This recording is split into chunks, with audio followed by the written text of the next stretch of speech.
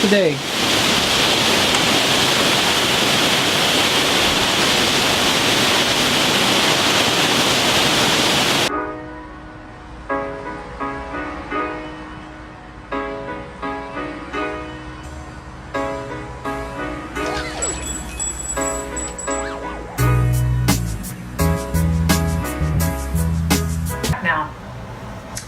Now, the track has been pretty much what we've said would should be expected, and we think that there will be a continued motion towards the west, right along the north coast of Cuba, and then that turn to the north we've been talking about, and the details of that turn aren't quite known yet. What it would imply, though, is with the forecast we have now, is that one coast, the east coast or the west coast, will get category 3 or 4 conditions, while the other coast will probably get category 1 or 2. We just don't know which that's going to be at this stage. Okay, so let me guide you from the next couple of steps of where you saw me getting water to where we're at today. Okay, got water, got all the supplies I needed. The following day, Teresa, you know, we got everything ready because Teresa was going to work on the Saturday. Okay, that Saturday when the hurricane was deemed to hit, she had to be at work by 9 a.m. and she was going to take the kids with her because it was a big storm that was going to hit us. So it'd be safer for the kids to be in the hospital while I rode it out with the animals. And if I had to leave a little bit earlier, I had the Suburban, put the animals in the car, and get the heck out of Dodge. So we got everything ready. I had all the supplies. I rode around the neighborhood just to kind of, you know, you always want to ride around the neighborhood to see if there's any changes. And there were changes.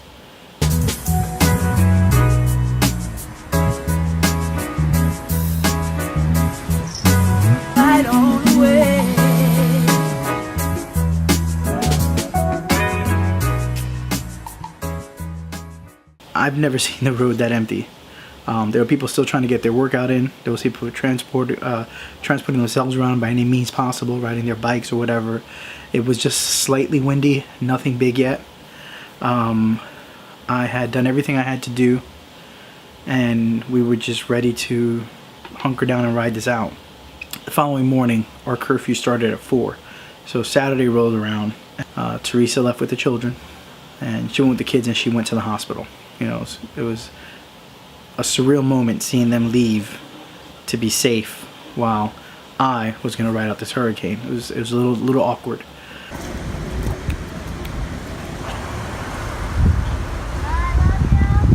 Love you too.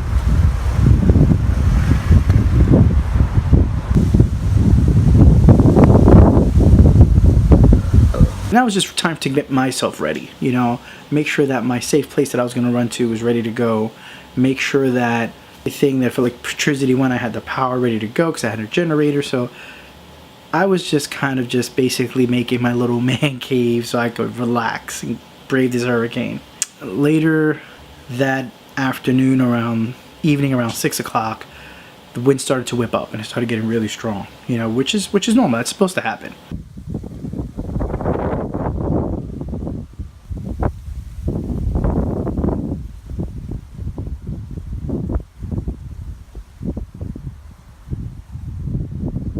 You know, and they said, the news, they said, you know, around 6 o'clock it's going to get strong. Tomorrow's going to get strong. Tomorrow, 6 p.m., even that's going to be the most strongest winds you're going to see. Woke up in the morning, you know, and I videoed some stuff, you know, and I did something that was a little, some people may say it's a little stupid or a little crazy, but, you know, you be the judge. You take a look at what I just did. Okay, so here's what's going on. There's a bunch of feeder bands coming in and out, and it's, you know, it's strong, but it's just not. I want to send the drone up, and I'm going to send it up in a few more minutes. I just don't want that the feeder bands that you feel right now, that's the wind you're hearing, because it just comes in so strong really quick and then it goes. It may be too strong for the drone. I'm going to see. Right now, it's about, I want to say it's about 35 mile per hour winds, maybe 40. I think we can do it. I really do. So let's see if we can send it up in about another half hour when this one band that I see coming in will pass.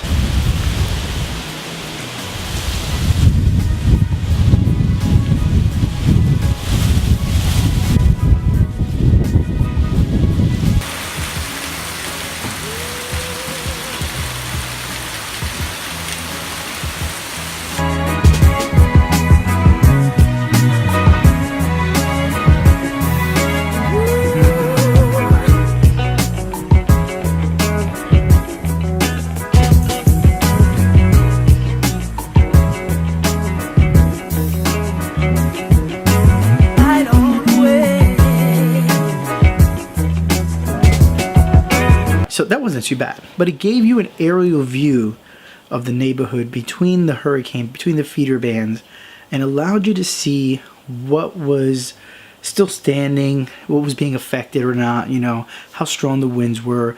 The wind gusts were 35 mile per hour winds.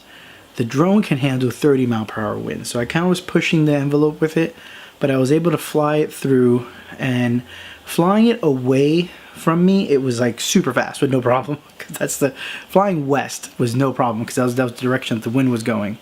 Flying east, it took a little longer, so I didn't really fly it out, you know, as far as I could. I flew it out maybe a couple of thousand feet, flew it over the main part of the highway, flew it back around and brought it back to me. Kind of like a circular motion, but just nothing too big. Pulled it back down, and I was able to see how everything looks then. Alright, so the feeder band came in, the winds were strong. I mean, it was intense, you know. So, and look, can you tell me how strong these winds are? Because I could not believe rain coming horizontally instead of coming down. That's how strong the winds were.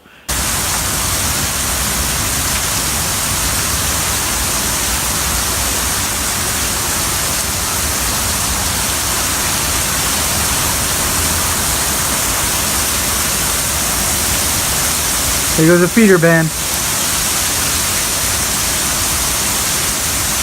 Alright, so I went to bed, and I'm like, you know, I'm going to sleep. Teresa's in the house with the kids.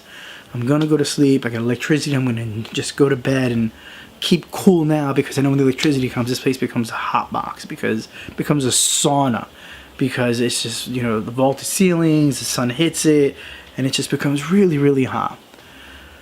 So I said, you know what? Let's see what happens. Woke up in the morning to this thundering, big crash, and all of a sudden, this is what I saw.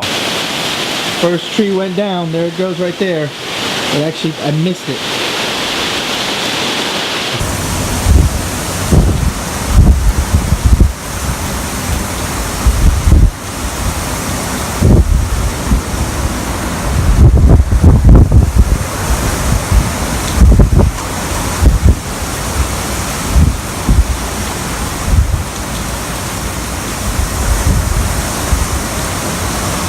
I mean, that tree is big. It takes an entire corner.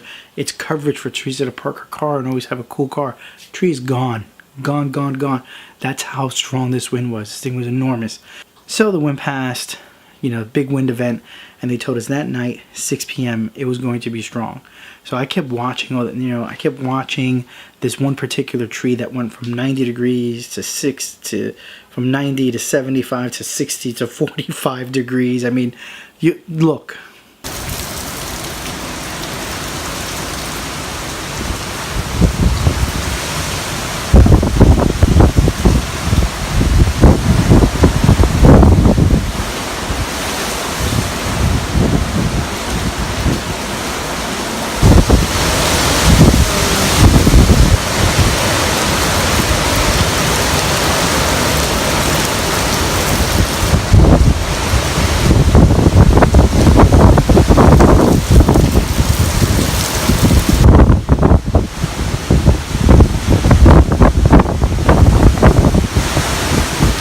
So I took a nap, woke up, and I missed a tree falling. It actually fell, but...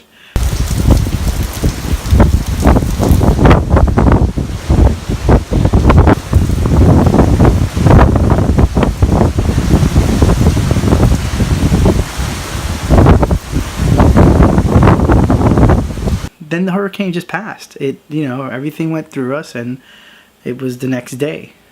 And that's when we were able to actually see the devastation that Irma did. Alright, we're outside assessing the damage. There's a couple of trees that are down. Everybody's trying to drive around, but they can't because the roads are blocked. All the trees that are down. See, the lady just tried to go through here. She couldn't make it because the road is blocked. So... Now, on a side note, you're probably wondering, Will, why are the kids with you? At a certain point, we realized it wasn't going to be a catastrophic storm hitting us. It was going to be the feeder bands, and I said the kids don't want to be in the hospital anymore. Teresa said they don't want to stay there. They're really bored. So I jumped in the car, picked them up, brought them back before the curfew started. So they kind of rode out just the big winds with me. But they had fun. So after we walked around, I set the drone up, and you tell me, look at the devastation.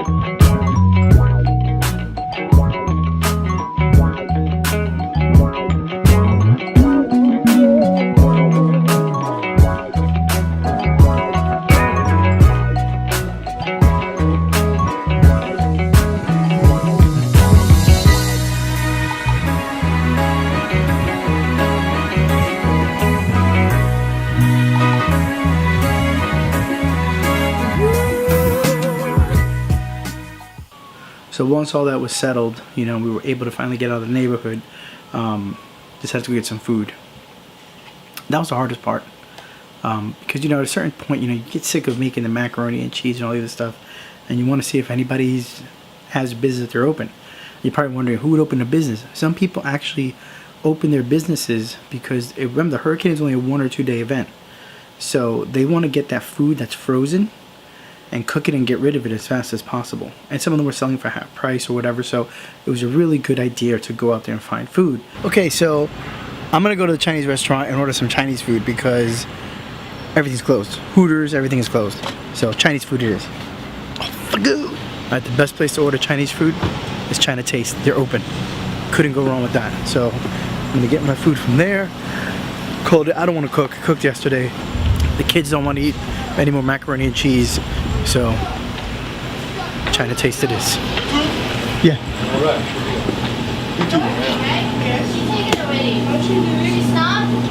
Alright, so they don't have anything. They actually ran out of all their food, so I'm gonna head over to this Cuban restaurant and get some Cuban food. I hope they're open. Actually, I'm gonna call them first, make sure they're open. Let's go find out. Alright, so Popeyes is where we're gonna eat at because the Chinese restaurant had nothing. The Chinese restaurant had nothing. They were completely out of almost everything. It was like pork fried rice. They only had egg rolls and crab rangoon. And here's the thing, when it's a hurricane, crab rangoon is something you're not gonna buy because obviously the refrigerator went out and it's gone bad. So why would you even sell that? I'm not gonna buy that. So anyway, Popeyes it is. So let's do this.